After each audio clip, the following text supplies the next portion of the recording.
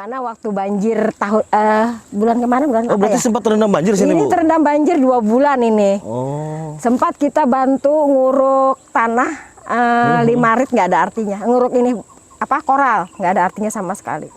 Saya ingat Ibu, sedalam apa Bu tenggelamnya? Segini ya? Lumayan ya, sepinggang orang dewasa. Sepinggang ya? orang dewasa. Dan mereka juga mengungsi selama 2 bulan.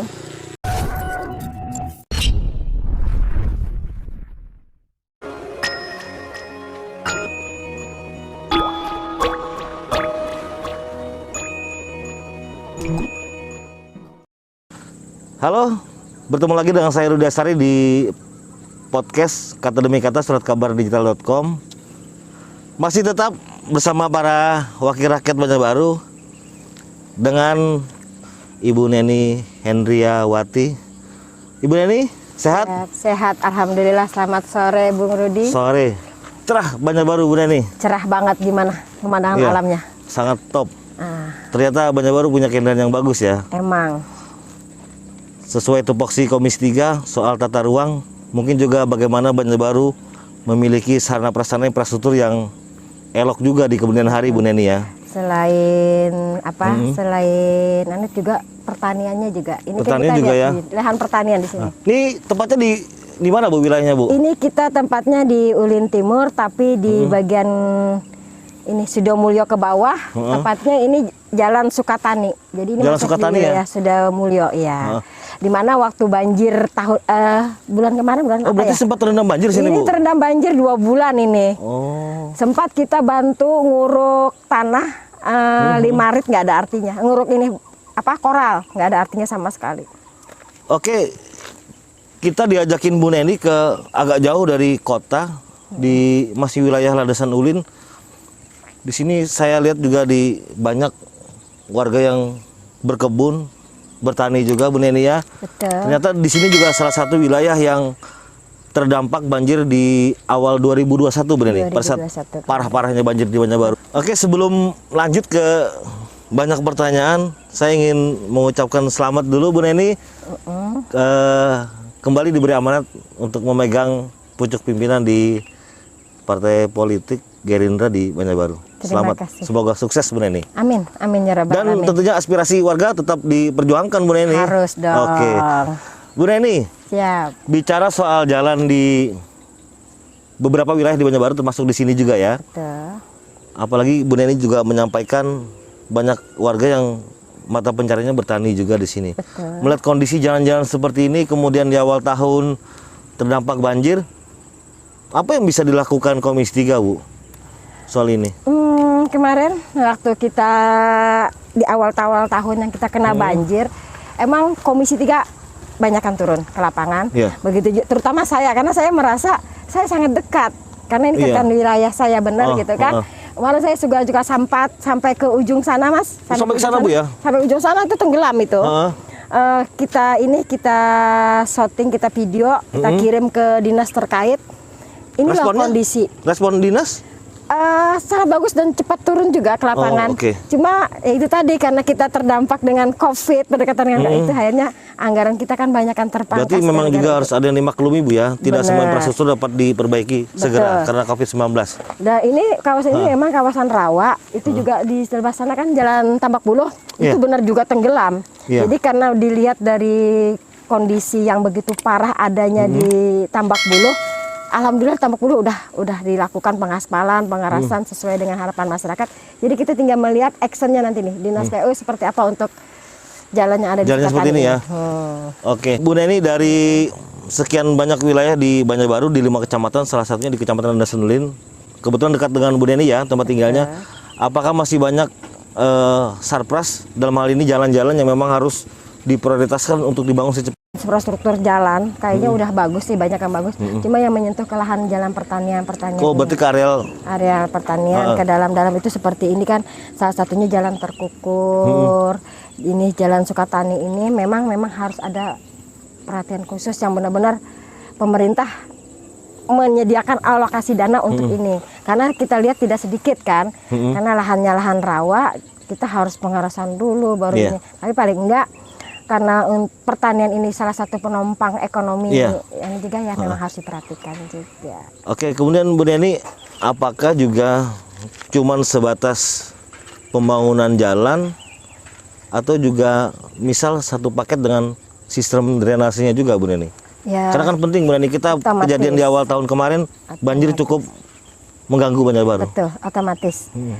Karena kita lihat lahan kita ini lahan rawa, jadi otomatis untuk drainase aliran-aliran perairan ini benar harus diperhatikan juga. Kalau kita memperhatikan jalan tapi untuk Drainasenya tidak ya ini. percuma kan. Gitu. Oke.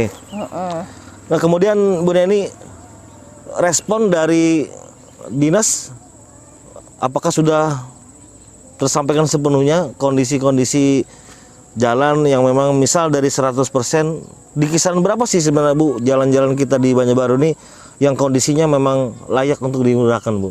Kelas untuk daerah kabupaten kota. Dia kalau untuk standar jalan sudah sesuai aja. Sudah sesuai, layak ya? Layak sudah. Tinggal perapian drainasenya aja. Karena kita permasalahan banjir itu karena kebanyakan drainase itu apalagi di kawasan perumahan.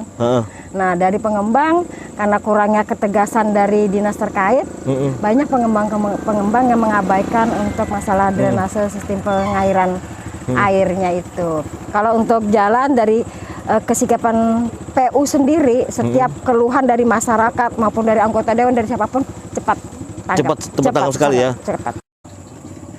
Bu Neni kan sering ketemu juga dengan kawan-kawan di Komisi 3 juga mungkin ketemu dengan SKPD terkait soal infrastruktur jalan. Apa yang sebenarnya harus dilakukan? Apalagi kita sudah 1,5 tahun, hampir 2 tahun di masa pandemi ini. Apa yang harus menjadi prioritas Bu di Banjarbaru? Masih kurang nggak Bu jalan di Banjarbaru? Karena saya lihat juga masih beberapa daerah wilayah di pinggir-pinggir masih belum banyak yang diaspal Bu. Kalau dari segitu ya memang kalau kurang memang kurang. Kurang terus Bu ya? Kurang terus. Begitu juga dengan drainasenya. Gitu ya Bu ya? Iya, tapi yang paling banyak yang saya lihat untuk masalah drainasenya sih. Drainase berarti Bu ya? PR besar Banjarbaru? PR besar banyak. Hah.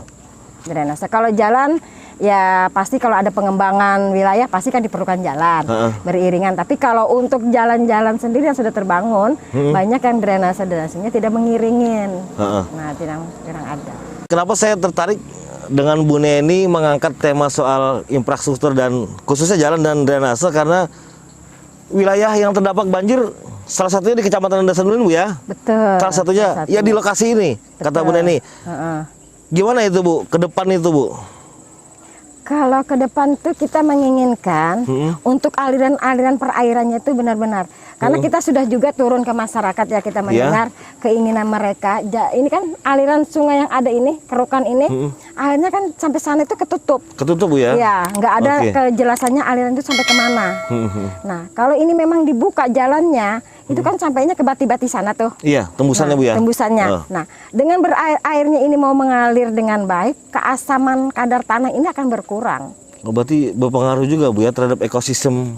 Berpengaruh banget. Karena kan endapan air yang tidak berjalan itu kan airnya kadar keasaman air itu tambah tinggi. Jadi untuk lahan pertaniannya juga tertentu yang bisa ditanami. Oke, kita lihat sama-sama di belakang juga banyak pemukiman warga. Bu Neni, Ya, cukup banyak Bu Neni pemukiman warga di daerah yang mohon maaf agak di pinggir dari tengah kota. Dan akses jalan kita lihat bersama. Beruntung sudah ada pengerasan Bu ya. Ini apakah memang harus percepatan agak cepat di aspal untuk akses biar lebih terbuka wilayah lagi atau seperti apa Bu? Ada komunikasi dengan Pemko nggak Bu soal ini Bu? Ini pengerasan ini setelah pasca banjir. Pasca banjir berarti ya? Setelah pasca banjir, sebelumnya belum ada. Berarti ada respon, Pemko juga merespon dong Bu ya? Merespon dari masukan-masukan yang disampaikan kita kepada dinas terkait. Jadi ini salah satu pasca sampai ke perumahan sana Mas. Sampai dulu kan itu tanah semua. Oh, gitu. Dan ini perumahan yang terendam banjir juga. Kemarin? Kemarin.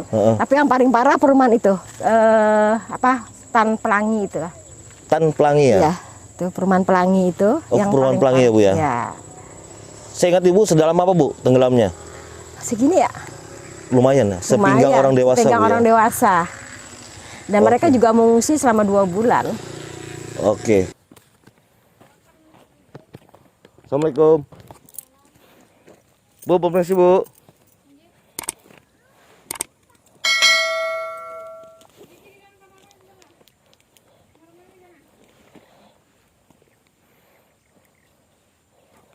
Bu mau nanya Bu ya.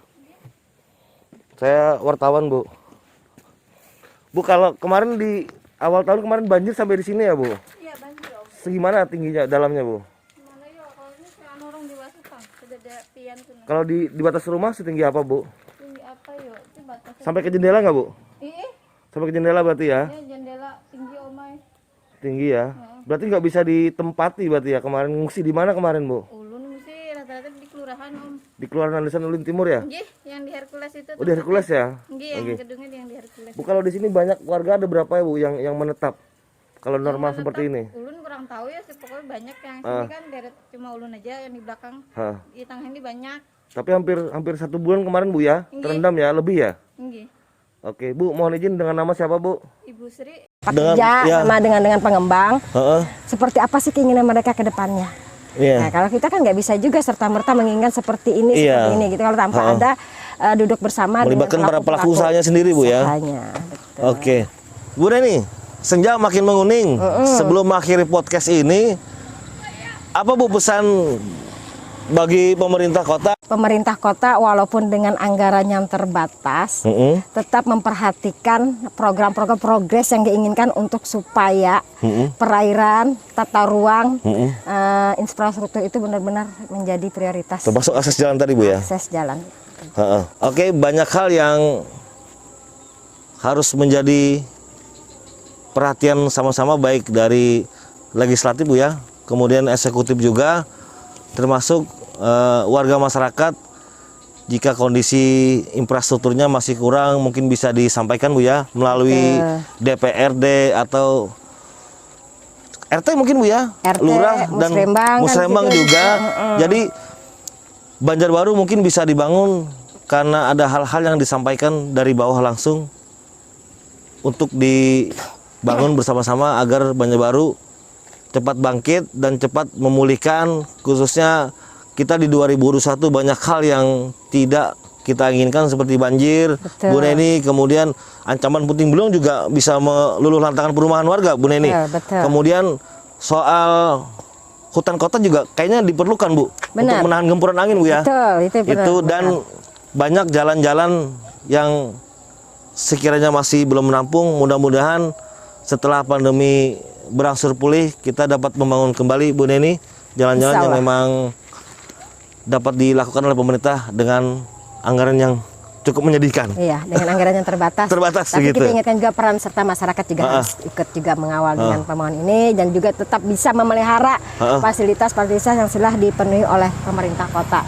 Oke, jangan lupa sampaikan aspirasi yang benar kemana Bu? Ke DPR Bu ya? Ke DPRD kepada dong. wakil-wakil rakyatnya Ke wakil ya. rakyat dong. Oke. Oke, sampai di sini podcast kita kali ini. Mudah-mudahan apa yang diinginkan masyarakat, apa yang disampaikan masyarakat, aspirasi mereka melalui DPRD dapat direalisasikan dan dapat dibijaksanai oleh pemerintah kota dalam ini sebagai lembaga eksekutif. Sampai jumpa di podcast berikutnya. Tetap jaga kesehatan. Salam kata demi kata.